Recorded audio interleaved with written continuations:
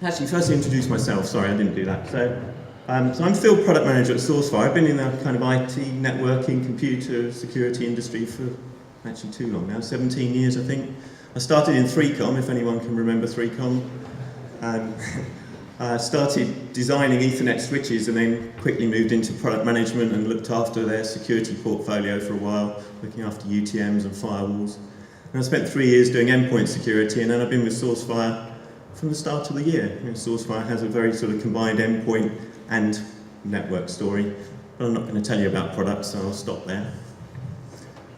So as part of this thinking, we've been asking this question, would you do security differently if you knew you were going to be compromised? And you've heard so much scare stuff today. I don't want to linger on that too much.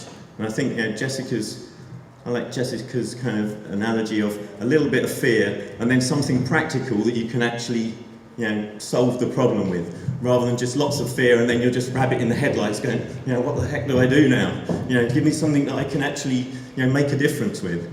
So hopefully I'm going to do that in the course of the next 20 minutes or so. We all know the reality, big companies ending up in the headlines. But the point here is, these are big companies like yourselves. They're smart organisations, they're smart people. They're trying to do their best to keep out the headlines, but it's not working. So what's going on? You've only got to look at, if you want any more evidence, look at the Verizon data breach report. It's scary sometimes to see just how simple some of these attacks are that are actually getting these organisations in the headlines. It kind of says that something's fundamentally changed, something's different. That's the way we're trying to defend ourselves just isn't actually solving the right problem anymore. So we all know, over the last sort of 10, 20 years, the way we have been defending our networks is to look for known things that we know how attackers work, and putting things in place to block them. And there's been that constant cat and mouse. The attackers get a bit cleverer, we get a bit smarter as the defenders, or you as the defenders, us helping you to defend your organisations, and it's just kind of been going like that. But it hasn't really been that serious. It's been a bit annoying for the IT departments, ends up in you having to re-image a whole bunch of machines to try and get your users productive again. But in the past, it hasn't really caused much of a problem beyond that. But now we know it's changed, and that's what we've been hearing a lot about today. Well, the main things that's changed is we've gone from just being this indiscriminate malware, attackers putting malware in places trying to infect machines to find information that they can easily monetize, passwords, credit card information, bank account details, to actually, finding a specific person or specific organisation that has some information that they want or they have a grudge to bear with. And they actually start focusing on you. They start, working out what the information you have, how you've been trying to defend yourself, how they can bypass those specific defences. And I was saying before, it was indiscriminate, so they just had to write the best malware they could that would have enough hits for them to actually make some money out of it. This time, they're coming after you for your specific information. They have to get it right. And the problem is, as defenders, we haven't, there isn't a silver bullet. We haven't, we've got a history of creating technology over the past 2 decades to try and help you, and probably each time a new technology's come out, we've got, this is the greatest, this is going to solve world peace for you, this is going to be the next big thing that's going to take, enable you to sleep at night. And it's just a catalogue, a continuing catalogue of technologies that they're effective in helping to reduce the noise, but they don't and won't stop every attack. And probably, if you look at the top of that, you can probably add sandboxing to that to pick a new technology that's been specifically aimed at trying to stop advanced attacks. Again, it's helpful technology. It's another layer that gives you another percentage of coverage, but it's not 100%. It's not a silver bullet. So if there's a focused attacker who has enough of a motivation, the information that you have is enough value to them for them to be troubled to actually go to the lengths they need to get it, they will get it. Someone mentioned the Mandiant report earlier, and Gaddy mentioned the attack chain from Lockheed Martin. And this is how Mandiant represented it in their report. But you can see these guys are successful because they're incredibly well organised. the attackers are industrialised. They have their own ecosystem. They're hiring graduates to do their programming. Yeah, they're very sophisticated and they're very structured. And they go through a distinct set of processes to make sure they're going to be successful. And even with things, like Jessica was talking about educating users, that's another layer that goes a long way to helping stop attacks or minimise attacks. But even on the social level, the kind of phishing attacks that these guys are constructing, the amount of homework they do before they even get to that first stage, when they're doing their reconnaissance, is phenomenal. They're constructing incredibly sophisticated phishing campaigns these days that you can't blame someone for clicking on. At the end of the day, we're all human. You can stop people, clicking on random things like, I don't know, win a token for Starbucks or something, just by clicking on this link. It's kind of silly stuff like that. But if you look at some of these attacks where it's been like executives in large organisations have been kind of tricked into clicking on links in emails that look like they came from either their colleagues or someone else respected in the industry, you can't blame them for that. The way these attacks are crafted, people are going to end up clicking. So that's the first stage. Things are always going to be able to get through. So you follow the whole stage, the whole process, the methodical thinking that they use behind this, attacks are going to happen. And because they've planned it so well, that means not only are they going to get in, they are going to stay in for a long while, and that they're going to get a lot of data out. These statistics from maybe extremes, staying in for 4 years undetected, or 6.5 terabytes of data. But who would have thought? Who in this room would think that if you're defending your network of your organisation, that someone could sneak 6 terabytes of information out without you spotting it? However much they're drip feeding it, out through your internet channels, who would have thought that they could disguise that much? But they can. That's how clever they're doing it because they're doing their homework, because they are so specifically targeting your organisations. So you can see why we're asking this question of, why would you approach security differently? What this is saying is, the tools that we've been using, they're not working as they are. They're maybe helping to reduce the noise, but they're not stopping these targeted attacks. And the reason we know, look back to the Verizon data breach report, 69% of the time, it's an external party that's telling you that you've been breached. It's not you're finding it with some of your analysis tools, it's someone else coming and telling you. It's some law enforcement agency, or worse still, maybe a customer that's coming and saying, hey, I've seen my information leaked somewhere. Did this come from you?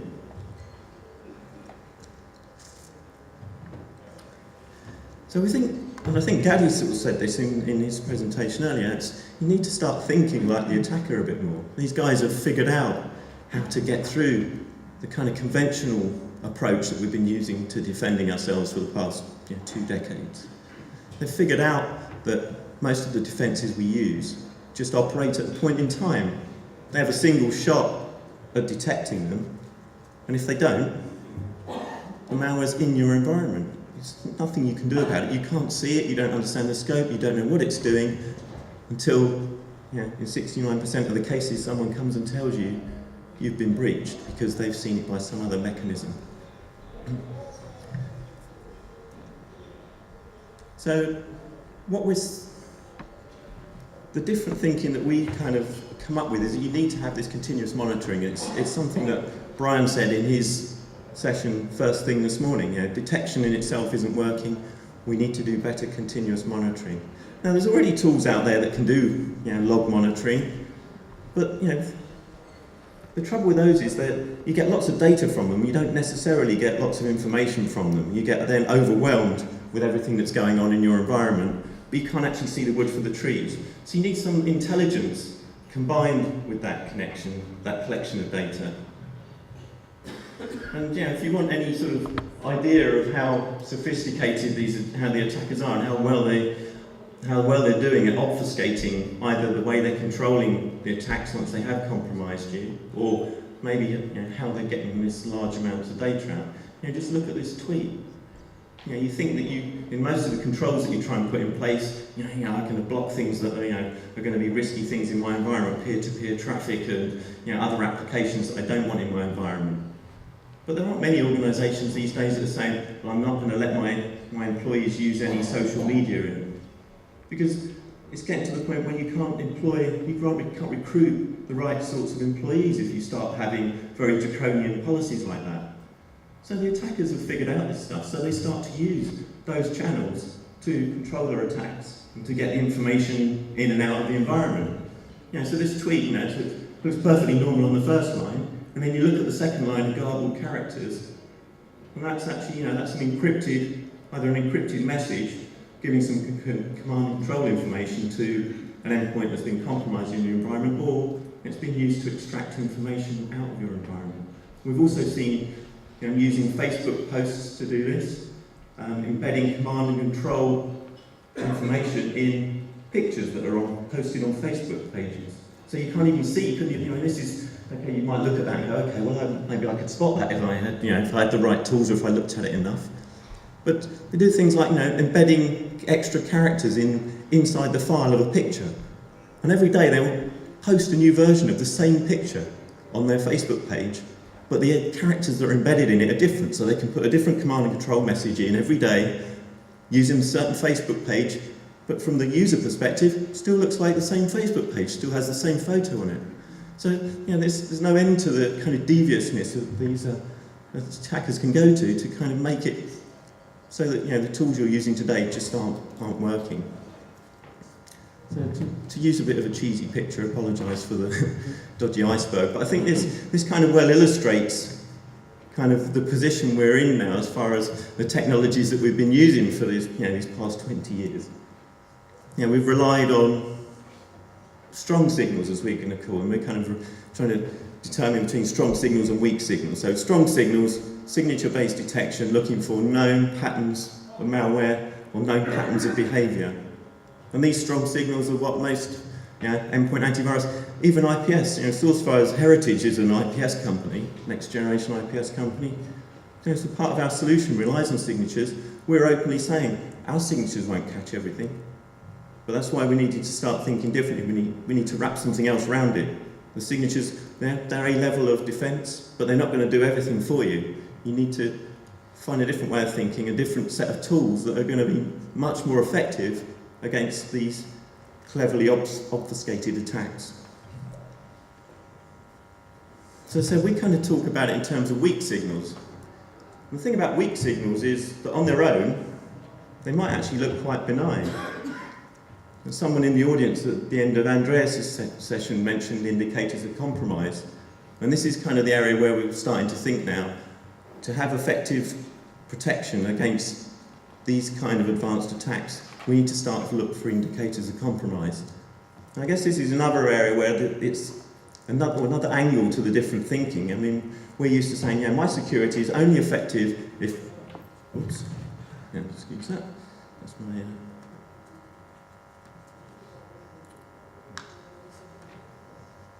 Sorry about that. Something else popped up on the screen there. My security is only effective if I don't have any endpoints getting infected. If I'm blocking and stopping everything, that's great. Well, we just said that's not going to happen. Now, what about all these organisations that are ending up in the news? You're not ending up in the headlines because you had an endpoint that got a piece of malware running on it. That doesn't attract attention. It's when you've lost a load of critical intellectual property or a lot of customer data. Those are the things that get you in the headlines. So if you're actually able to maybe shift your thinking a bit to maybe like breach detection as the next layer beyond intrusion detection and prevention, if you can do that soon enough, then that's what keeps you out of the headlines. If you can see the weak signals given off as the attack starts, think back to that life cycle, each of those phases the attackers have to go through. Every time they move into another phase, they're giving off some different signals.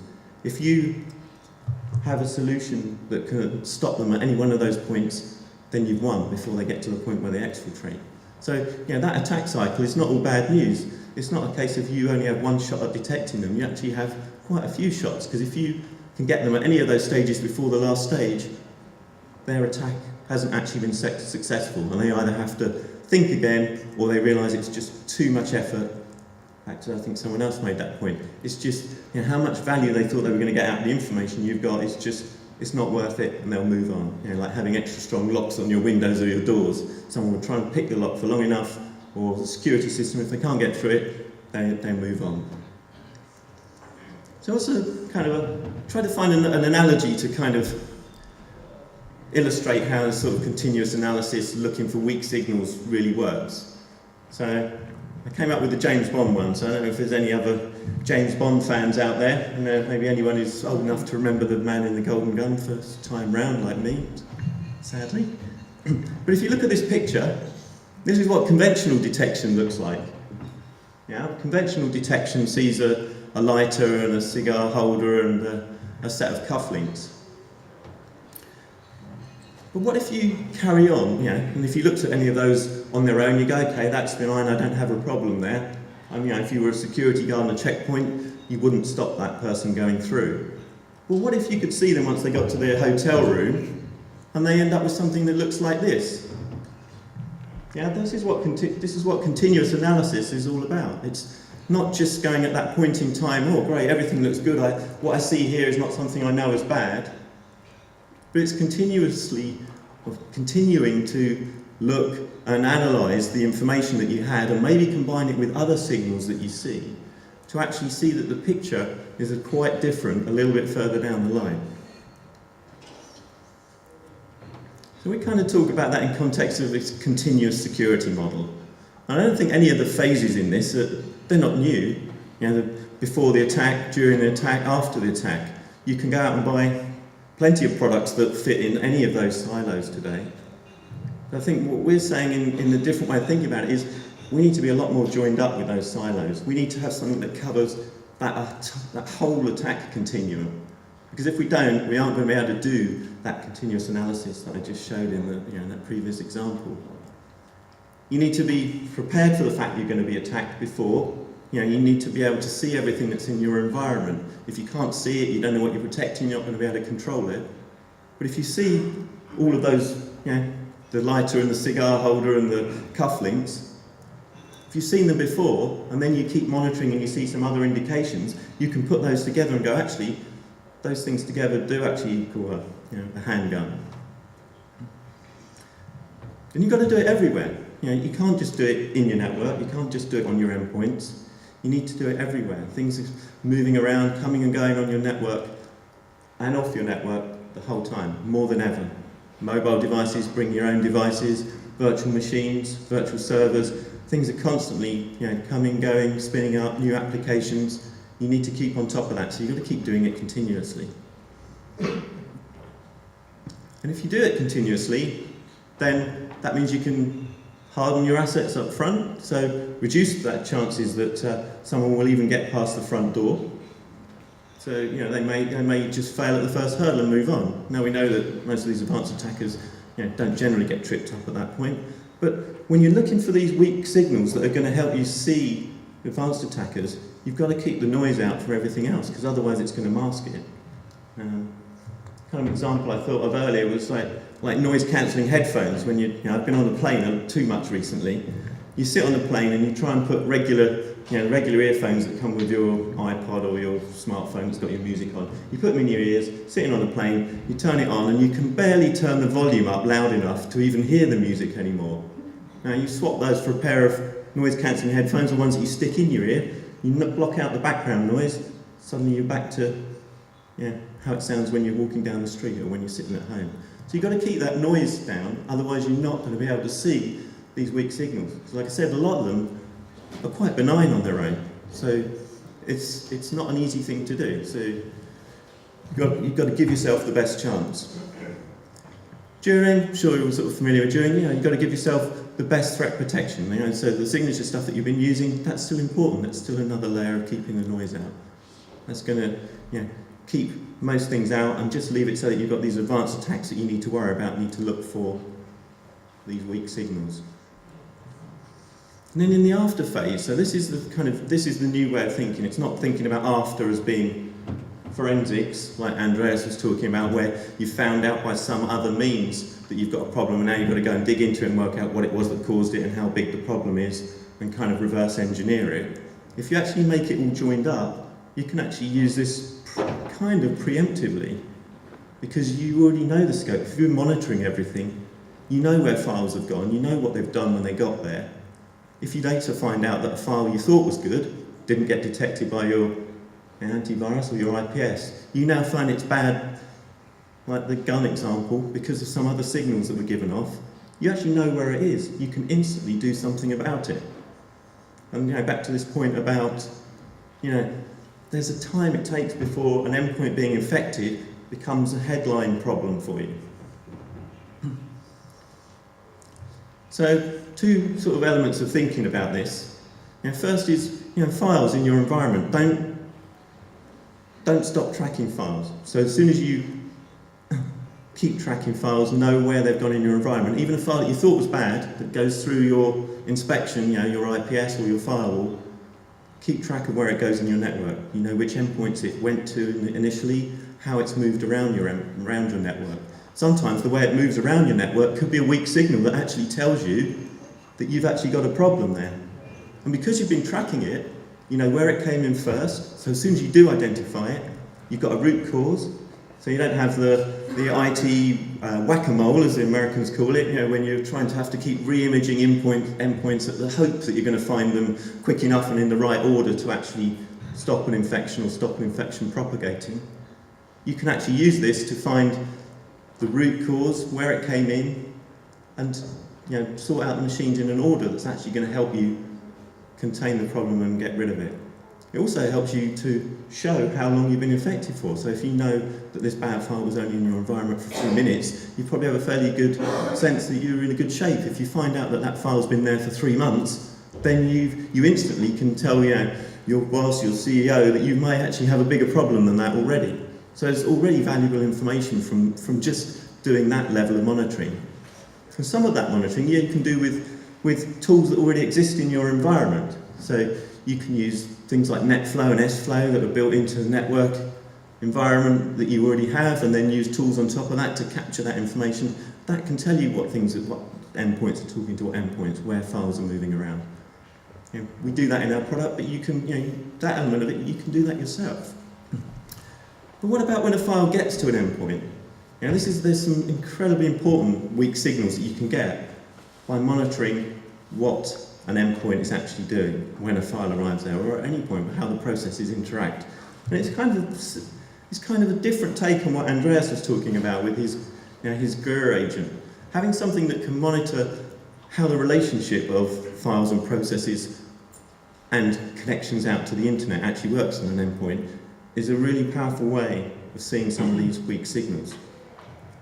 So I wanted to go through this example, and the reason I want to go through it is actually we had a customer, this is from a utility customer back in the start of the year, using this kind of technique, found this Java 0 day 2 days before it was a 0 day, so minus 2 days. This kind of tracking technology, tracking what the files are doing, tracking them across the network, and then what they do when they're in the network, in the endpoint, enable them to see this 0 day at minus 2 days. And because they were tracking the files across the network as well, they were able to understand the scope of the problem, contain it, and have themselves protected within 40 minutes. So that's the kind of power that you get from that, and that's still within still 2 days minus 40 minutes inside when the 0 day was announced, and probably several days after that before Oracle get around to doing a patch. So it's an incredibly powerful way of looking at it. So let me quickly explain, because it's quite a simple example. So a user on a machine opens up their browser and goes to a website. Well, nothing unusual there.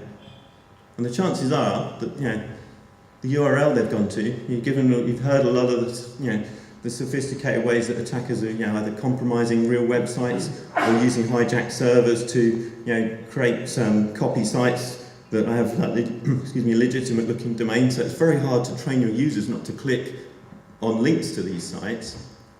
So this browser goes to a website, probably looks like a perfectly legitimate site, and then Java launches, so nothing unusual about that. For most web pages, use Java as a graphical language. It's going to render that web page to make it look more interesting, more interactive. But then that Java instance makes a connection to the internet and downloads a file. So this is already starting to look quite suspicious now, because Java's just supposed to be rendering the web page. It's not supposed to make its own internet connections. Maybe if it was the Java updater, it might make an internet connection, but not if it's actually the Java engine that's doing the rendering. So it downloads a file, and that file runs, and that file downloads another file, and runs that. And what this turns out is, this is stereotypical behaviour of an endpoint that's been hit by a drive-by download. So in this case, the user, by whatever means, maybe a very sophisticated phishing email that you couldn't have trained them to have not clicked on, has gone to this website, which is using it's a very expensive attack because it's using a 0-day. These attackers don't use things like this unless they have to. They've used this 0-day on Java. Happens that this machine is running Java, so instantly they've now got control of this machine. And what they've actually used is Java then to download their dropper file, and then they download some other malware on that. And they're probably at that point they've got some then remote access tool that they're now running on this endpoint. And that allows them then to take control of that endpoint and continue with their attack.